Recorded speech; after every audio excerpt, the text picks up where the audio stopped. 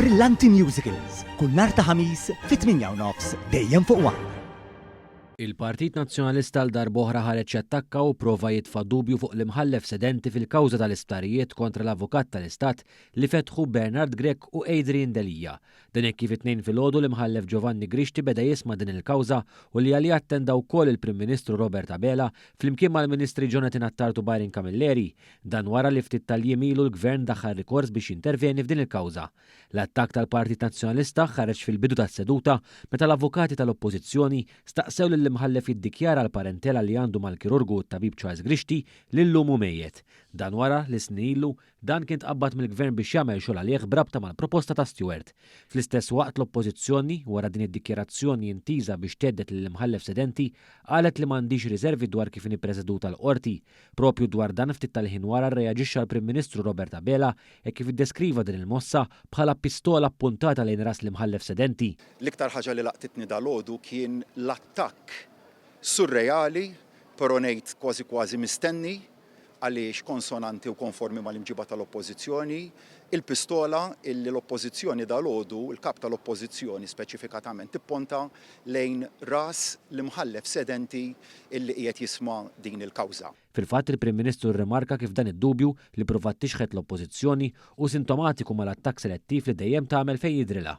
Bdiet bl-iktar mod surreali din il-kawża dal-għodu illi il-kap tal-Oppożizzjoni jipprova iħammeċ jew jitfa' xi ombra ta' dubju fuq l-imħallef li qiegħed jisma' din il-kawża, sintomatiku dan mal-attakk selettiv illi l-Oppożizzjoni tagħmel b'mod mill-iktar selettiv fuq uħud mill-istituzzjonijiet meta u kif jidrilha. Fil-fatt il-Prim Ministru rrimarka kif dan id-dubju li provat tixħet l-Oppożizzjoni u sintomatiku mal-attakk selettiv li dejjem tagħmel fejn jidrilha.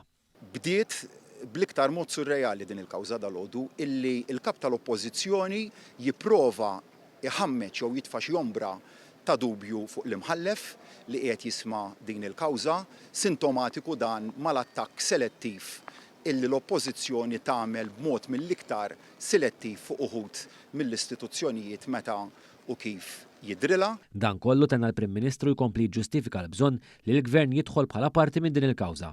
Huwa proprju dan it-teddid lejn l-istituzzjonijiet illi mmotiva lill-Gvern biex jagħmel it-talba tiegħu biex jidħol f'din il-kawża għaliex ma jistax ikun li l-Oppożizzjoni teddet b'dan il-mod lill-istituzzjonijiet fosthom lill-Avukat tal-Istat li jew jagħmel kif jidrilha u kif trid tiddeċidi inkella tispara lejn rasu, dik kienet waħda mir-raġunijiet u t-tieni raġuni kif semmejt il-ħsara kbira li tista' ssir lejn l-arbitraġġ internazzjonali li tajjeb ngħidu dal-Gvern ilu numru ta' xhur illi mexxi. Iżda quddiem dan kollu l-Oppożizzjoni permezz tal-avukati tagħha iddikjarat li kontra li l-Gvern jidħol bħala parti minn din il-kawża u ppreżentat ir-risposta tagħha fejn qed topponi din it-talba.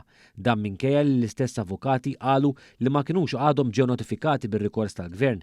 L-Avukat tal-Istat Dr. Chris Soler flimkien mal-avukati James D'Agostino u Giulia Farrugia rappreżentaw lill-Uffiċċju tal-Avukat tal-Istat fil-waqt li l-avukati Jim Borg, Chris Cilja u Maurizio Cordina rappreżentaw lill-Kabinett tal-Ministri u l-Gvern ta' Malta.